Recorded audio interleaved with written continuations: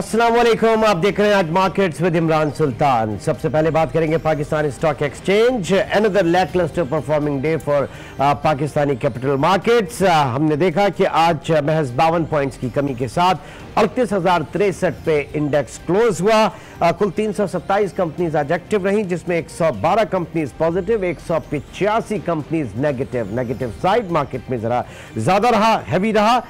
30 companies आज unchange रही। Volumes 124 million shares, 12 crore 24 lakh shares की जो वैल्यू रही वो तकरीबन 5 अरब और 68 करोड़ रुपए के हवाले से रही, जो कि जाहिर है कि एक लैक क्लस्टर मूवमेंट है। इसका मतलब है कि मार्केट में जो एक नर्वसनेस है वो अभी तक मौजूद है। कोई क्लियर कट डायरेक्शन जो है वो नहीं मिल रही। जाहिर है कि इस वक्त जिस डायरेक्शन की हम बात कर रहे थे वो इकोनॉमिक फ्रंट पे, उसके साथ साथ पॉलिटिकल फ्रंट पे भी चीजें जो है वो काफी इब्हाम का शिकार होती नजर आ रही है। दूसरी जानिब KHI स्टॉक्स की जानिब देखेंगे और वहां पे भी आज हमने देखा कि महज 10 पॉइंट्स की कमी और बेंचमार्क 100 इंडेक्स 4012.44 पॉइंट्स पर क्लोज हुआ with volume of 90 million shares आज ट्रेड हुए। तो मार्केट जिसमें हमने बात कर रहे हैं कि बहुत लैकलस्टर परफॉर्मेंस रही, इसी मार्केट में, इसी इकोनॉमी में अब जरा जायजा लेंगे आज की अहम खबरों का और फिर प्रोग्राम को मजीद आगे लेके चलते हैं।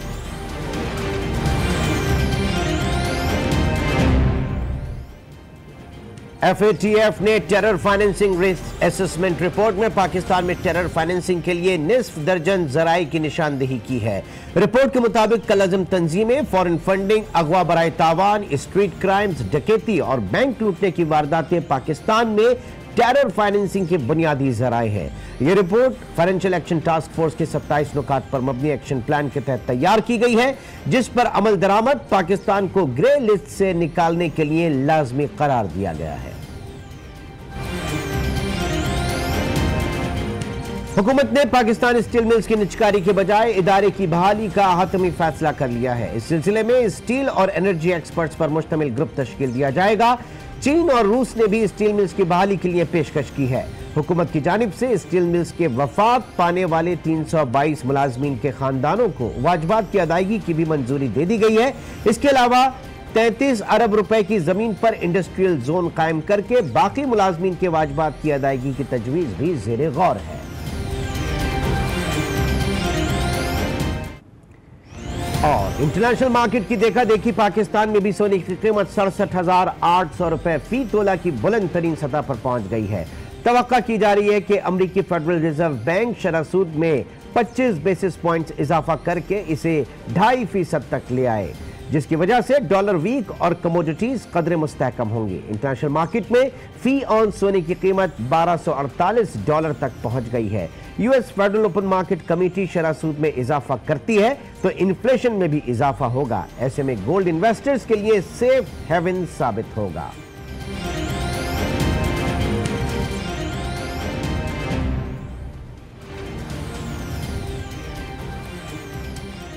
नाज़रीन, इंटरनेशनल मार्केट की अगर हम बात करें, जिसकी देखा देखी जिसमें एक सेल ऑफ भी देखा जा रहा है और वहां पर हम देख रहे हैं कि अमरीकी डॉलर की पिटाई हो रही है और उसके साथ साथ कमोडिटीज जो है उनकी कीमत भी ऊपर नीचे है। स्पेशली खाम तेल की कीमत जो है वो काफी नीचे गिर रही है। खाम तेल की कीमत की एक अलग स्टोरी है। ये स्टोरी क्या है, पसे पर्दा इसके हकाइक क्या है, आज जरा इसको समझने की कोशिश करेंगे।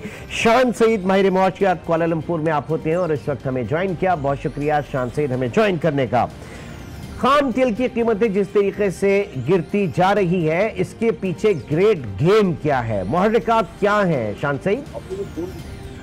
इस वक्त जो 3 मेजर प्लेयर्स हैं एनर्जी मार्केट, वो उसमें यूएसए है, रशिया है और सऊदी अरेबिया है। और आपको पता है इस वक्त अमेरिका में रिकॉर्ड प्रोडक्शन हो रही है और अमेरिका में सबसे ज्यादा प्रोडक्शन हो रही है 12 मिलियन बैरल्स पर डे, और जिसने सरपास कर दिया है सऊदी अरेबिया और रशिया को।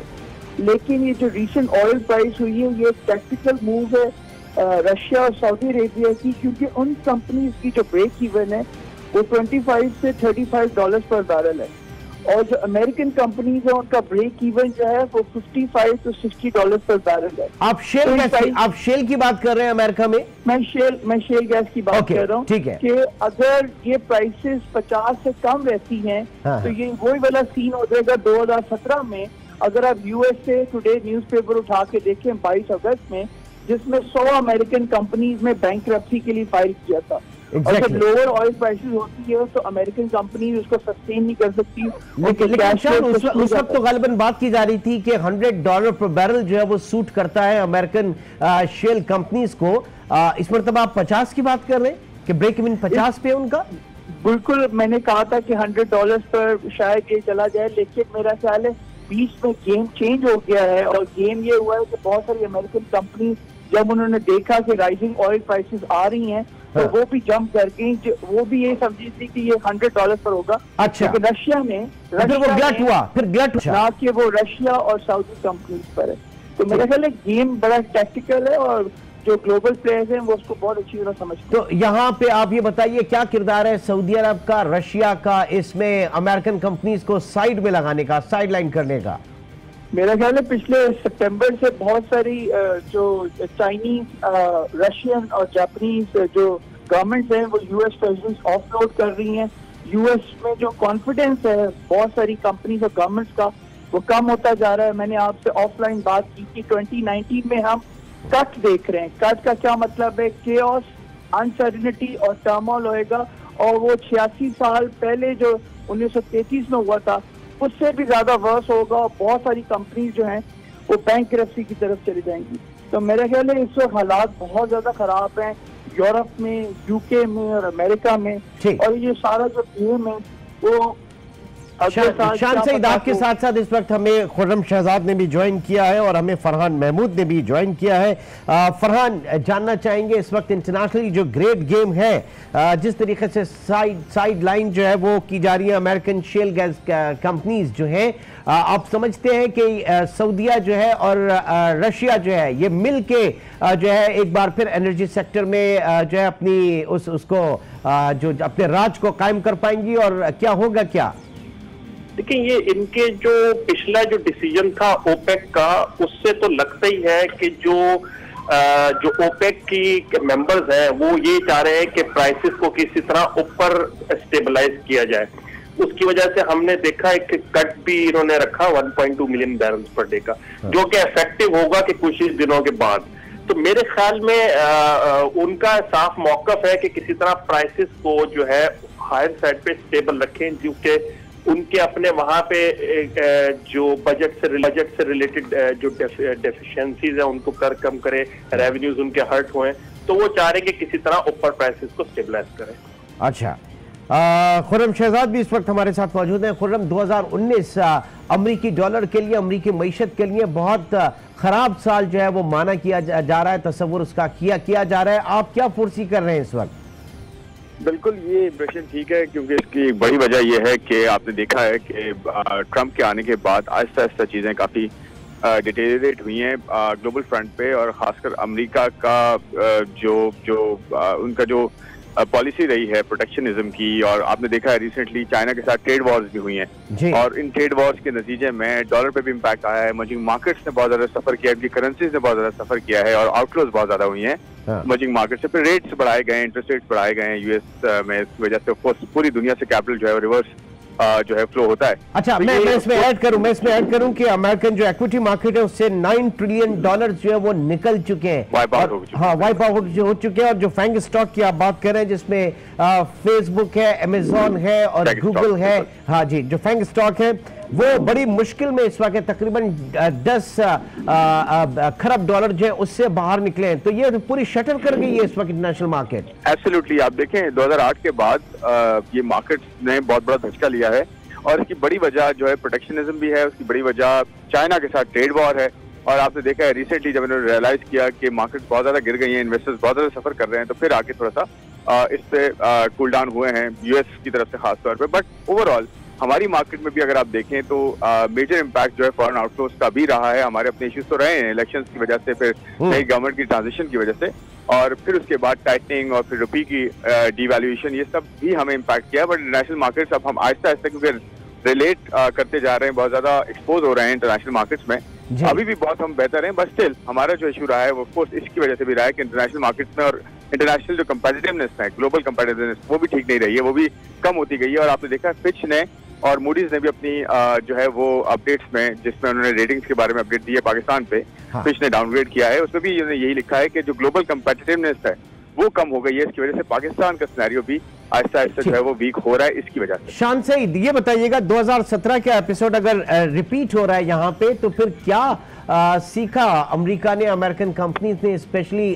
शेल गैस में काम करने वाली उन कंपनीज ने, कि ये दोबारा रिपीट ना, और ऑलमोस्ट जो वही चीज दोबारा रिपीट हो रही है?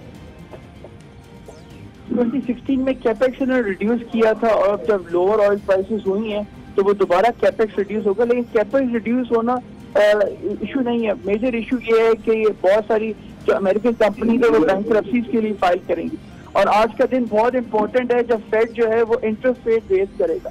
अगर फेड ने इंटरेस्ट रेट रेज किए तो उसका डायरेक्ट इम्पैक्ट इक्विटी मार्केट पे आएगा और बॉन्ड मार्केट पे आएगा, और जो एनर्जी कंपनी जो लिस्टेड हैं वो अगेन सफर करेंगी हायर इंटरेस्ट रेट से। ठीक, तो कितने बेसिस पॉइंट समझा जा रहा है, कितने बेसिस पॉइंट समझा जा रहा है? 25 बेसिस पॉइंट एक्सपेक्टेड है जो रेस किए जाएंगे, लेकिन उससे जो इम्पैक्ट है मेरा ख्याल है बहुत सारे लोगों की क्रिसमस जो है बहुत ज्यादा खराब हो जाएगी इस दफा। क्रिसमस, ज़ाहिर है कि क्रिसमस खराब हो सकती है, एक लॉन्ग वीकेंड भी वहां पे आने वाला है। ये भी बताइए शान कि इस वक्त हमने देखा कि बहुत सख्त रिमार्क्स डोनाल्ड ट्रंप के चेयरमैन फैट के हवाले से थे पिछले दिनों, तो ये क्या माजी में ऐसी कोई मिसाल रही है कि अमरीकी सदर और वहां का ज़ाहिर है कि सेंट्रल बैंक और सेंट्रल बैंक का हेड जो है वो इस तरह की कभी टसल रही हो? हमने कम से कम एलन ग्रीनस्पैन के जमाने से हम इसको अगर देखते आ रहे हैं, इस तरह की चीज कभी देखी नहीं गई है। जी आपने बिल्कुल सही कहा इमरान। डोनाल्ड ट्रंप एक रियल स्टेट का आदमी है, और रियल स्टेट के जो लोग हैं वो हायर इंटरेस्ट रेट को नहीं पसंद करते, और उसने डायरेक्टली जे पावल को कहा था कि तुम्हें इंटरेस्ट रेट रेज नहीं करने, क्योंकि बहुत सारी जो कंपनीज है अमेरिका में इस वक्त उनके कैश फ्लो स्क्वीज हो रहे हैं। आपने जैसे खुद प्रोग्राम के शुरू में बताया $9 ट्रिलियन इस वक्त अमेरिकन मार्केट में सितंबर से वाइप ऑफ हो चुके हैं। दैट इज रफली like 20% of the total market, और मार्केट अगले साल एक्सपेक्टेड है वो मजीद 50% करेक्शन लेगी। तो अगर आप देखें 9 ट्रिलियन तो यहाँ पर गए, अभी साल खत्म नहीं हुआ, और अगले साल इससे ज्यादा होगा। तो मेरा ख्याल है जो अमेरिकन प्रेसिडेंट है वो प्रेशर फील कर रहे हैं, जो बिजनेसेस हैं वो प्रेशर फील कर रहे हैं, and it is not helping the cause. अच्छा, ये फरहान महमूद साहब ये फरमाइएगा कि इस वक्त ज़ाहिर है कि अमरीकी डॉलर जो है वो पिट रहा है, लेकिन पाकिस्तानी करेंसी उसके मुकाबले में कई गुना ज़्यादा पिट चुकी है। 34% हम जो है वो डिवैल्यू कर चुके हैं अपनी करेंसी को। नाउ सेफ हेवन की बात की जा रही है, अब गोल्ड है, जिस तरीके से देखा जा रहा है इंटरनेशनली, तो क्या होना चाहिए? हमें भी अपने रिजर्व्स के हवाले से क्या करना चाहिए, क्या कॉल होनी चाहिए हमारी? देखिए हमारे यहाँ तो काफी मुश्किल ही है, क्योंकि हम नेट इंपोर्टर हैं। दूसरी बात है गोल्ड के, बाकी दूसरी चीज ये है कि आप रिलायंस आपकी ऑयल पे है, वो आप नेट इंपोर्टर हैं। तो मेरा नहीं ख्याल कि कोई किसी सूरत में किसी चीज से हम करेंसी को लिंक करें, चाहे वो गोल्ड है। मेरे ख्याल में डॉलर रिलेटेड चीजें रहेंगी। आपका इन्फ्लुएंस, आपकी ट्रेड उसके ऊपर डिपेंड करती है। सारा डिपेंड करता है ऑयल प्राइस के ऊपर, कमोडिटी प्राइस, क्योंकि कमोडिटी मार्केट्स में जो अगर हम देखें चाइना और यूएस की जो वॉर होगी उससे डेफिनेटली ट्रेड को इम्पैक्ट पड़ता है। जब ट्रेड होता है तो आपके पास एक ओवर सप्लाई कंसर्न भी शुरू हो जाते हैं, और जब आपके पास ओवर सप्लाई होते हैं तो वो दूसरी मार्केट्स में डंप करते हैं, जहां पे कमोडिटी प्राइसेस में एक क्लैश आता है और डिक्लाइन एक्सपेक्ट किया जा रहा है। शायद इसकी वजह से जो कमोडिटी है वो शायद नीचे साइड पे रहे, लोअर साइड पे रहे। तो मेरे ख्याल में ओवरऑल ये सारा सिनेरियो अगर हम अपने इकोनॉमी के हिसाब से बात करें तो बेहतर है, क्योंकि हम ज्यादातर चीजों के नेट इंपोर्टर हैं। हमें इन चीजों खुर्रम शहजाद, पाकिस्तान के लिए तो ब्लेसिंग इन डिस्गाइज होगा अगर ऑयल प्राइसेस गिरती हैं, तेजी से गिरती है, तो हम किस तरीके से फायदा उठा सकते हैं इससे? देखें, ये तो बहुत अच्छी डेवलपमेंट है पाकिस्तान के लिए, क्योंकि हम तकरीबन वन थर्ड, एक तिहाई हिस्सा इंपोर्ट्स का जो है ऑयल इंपोर्ट करते हैं, और तकरीबन उसका कोई पोर्शन 15 से 16 से 18 बिलियन डॉलर्स भी रेंज करता है depending upon the price levels. तो अभी जो है अच्छी बात यह है कि तकरीबन कोई 25 से 28 डॉलर जो है वो ऑयल प्राइसेस टूट चुकी हैं, और बहुत सिग्निफिकेंट डिक्लाइन है, और $50 से भी नीचे आ चुकी हैं। तो इसका एक अच्छा इम्पैक्ट हमारे पास इस तरह से आ सकता है कि हमारे यहाँ एक रूम क्रिएट हो सकता है जिसमें हमारी डॉलर की रिक्वायरमेंट कम हो सकती है, डॉलर का आउटफ्लो कम हो सकता है, उसके साथ साथ हमारे यहाँ पे इन्फ्लेशन पे और शायद हमने थोड़ा बहुत अपना वो भी बेहतर किया, एनर्जी मिक्स भी बेहतर किया है। जरा उसके ऊपर भी बताइए। जी मैं उसी तरफ आ रहा हूँ कि एक तो साइड ये है कि आपकी प्राइस जो है वो कम होने की वजह से आपका इम्पोर्ट बिल कम हो रहा है और आपके डॉलर रुपी पे इम्पैक्ट जो है वो प्रेशर कम होगा, और उसके साथ साथ इन्फ्लेशन में कमी आएगी। और फर्नेस ऑयल आप देखें रिसेंट नंबर अगर आप देखें तो फर्नेस ऑयल बिल्कुल भी आपने प्रोडक्शन में एक्चुअल जो फ्यूल सोर्स है उसमें जीरो कर दिया ऑलमोस्ट, तो ये भी अच्छी बात है। बट प्राइसेस नीचे आने की वजह से जो बड़ा इम्पैक्ट है वो इन्फ्लेशन पे है। इन्फ्लेशन नीचे आएगी तो आपके इंटरेस्ट रेट ऊपर नहीं जाएंगे और एटलीस्ट हो सकता है नीचे भी आ जाए आने वाले जो है वो मंथ्स में, जो कि बिजनेसेस के लिए बहुत अच्छा होगा और ओवरऑल इकोनॉमी के लिए बेहतरी होगी। अच्छा, क्या कहेंगे फरहान महमूद, ऐसे में पाकिस्तान की जो इक्विटी मार्केट है इसके मसाइल थोड़े से हल होते हुए नजर आ रहे हैं इतना बड़ा अगर चेंज आता है तो? क्योंकि हमारा जो ऑयल सेक्टर है वो हैवी वेट है, हमारे 100 इंडेक्स की कंपोजिशन में ऑयल प्राइसेस अगर गिरती हैं तो मार्केट जो है वो हमारी गिरती है। देखिए बिल्कुल आप देखा, लेकिन मैं समझता हूँ इससे बरक्स होगा, क्योंकि हमारा जो आप कहते हैं सो कॉल्ड हैवी वेट जो ऑयल गैस कंपनीज हैं उसमें प्रेशर ऑयल की प्राइस की वजह से नहीं है, फॉरेन सेलिंग की वजह से आया था। वो चीजें उससे रिलेट करती हैं क्योंकि फॉरेनर्स की बहुत बड़ी होल्डिंग थी और पिछले सालों में फॉरेनर की सेलिंग रही है ऑयल एंड गैस स्टॉक्स में। तो मेरे ख्याल में ये है कि वो ऑलरेडी जो प्राइस डिक्लाइन है वो इम्पैक्ट आ चुका है हमारे स्टॉक्स में। तो मुझे नहीं समझ लगता कि इस ऑयल प्राइस डिक्लाइन का नेगेटिव हो। हाँ, इनफैक्ट पॉजिटिव इस सेंस में हो सकता है क्योंकि पाकिस्तान एक्सटर्नल अकाउंट क्राइसिस से गुजर रहा है। ये ब्लेसिंग इन डिस्गाइज। बहुत बहुत शुक्रिया, ज़ाहिर के ब्लेसिंग डिस्गाइज है और पाकिस्तान को ये सपोर्ट को। शान सईद, फरहान महमूद और खुर्रम शहजाद, आप तीनों का बहुत शुक्रिया। नाज़रीन, अब देखना यह है कि आज federal reserve bank interest rate में 25 बेसिस पॉइंट बढ़ाता है या नहीं, और अगर बढ़ाता है तो उसका क्या इम्पैक्ट होगा, कल डिस्कस करेंगे। फिलहाल आपसे इजाजत चाहते हैं, अल्लाह हाफ़िज़।